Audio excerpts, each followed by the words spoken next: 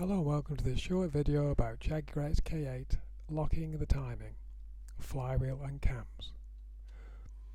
So in order to do this you're going to need your JLR timing toolkit, an 8mm spanner, a 10mm and a 24mm socket, preferably some pipe grips, a ratchet, and if you've already taken your crankshaft pulley off you're going to need that as well with its bolt.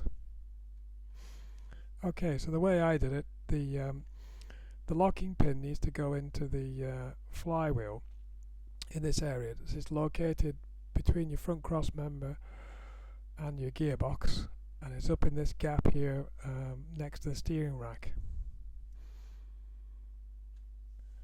It's going to look something like this. You need to remove the flywheel position sensor bolt, which needs an 8mm socket, or well, actually an 8mm spanner to get in there, and literally just pulls out. What I did then was I actually put my mobile phone into the gap between the steering rack and the steering rack fluid pipe to take a picture with a flash to see the position of the flywheel through the crankshaft position sensor hole. You should see something like this. The picture on the right shows it being out of position. There's lots of these square holes along the perimeter of the flywheel, but what you're looking for is this sort of rectangular, slightly tapered shape on the right hand side. You may have already removed your crankshaft pulley.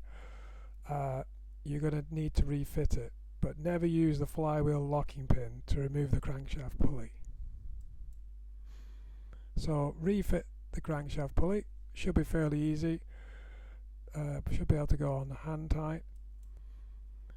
Then get the cam flats by turning the crankshaft pulley, turn the cam flaps so they align as much as possible using the cam locking bar in these two areas here you can see. That will get you approximately in the right position for the flywheel. Then what I did, I actually marked my VVT unit to help align the flywheel, so you'll see this gradually turn as the crank and the cams turn. So you're going to rotate your crankshaft pulley. You need to rotate it clockwise. You never rotate it anti-clockwise because apparently the cam chains can bind. So rotate it slowly clockwise. Now you'll get something like this, probably infuriating, very close but not quite right, as you see on the left. You need a little bit more rotation. You need to literally just tap on your crankshaft ratchet just to take it over a little bit to get something what is almost perfect on the right hand side here.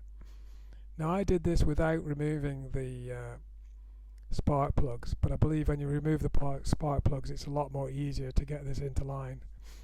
I did this on my own.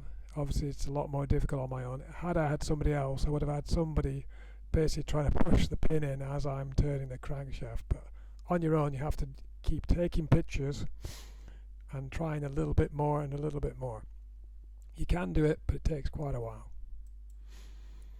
Okay, so as I say, when you get it almost there, it takes a very slight movement to move that flywheel quite a long way, so a very slight movement only to get it into adjustment.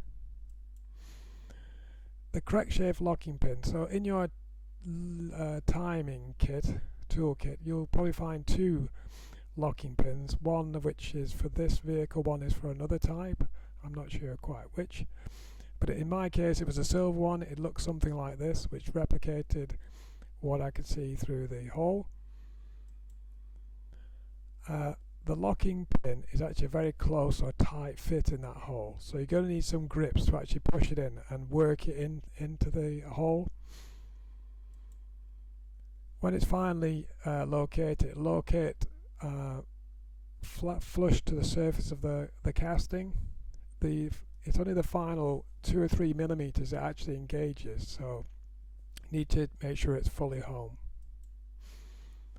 So apologies this photo was out of focus, but I tried to refit the bolt to lock that in place, but my particular pin was slightly out of rotation and the bolt wouldn't go in. When I look back on the design, the manufacturer of my locking pin, this collar is slightly out of rotation, so not to worry. Okay, finally then you can fit your cam locking bars, which is relatively easy with a 10mm socket. So do the right hand side, do the left hand side, and you're all done.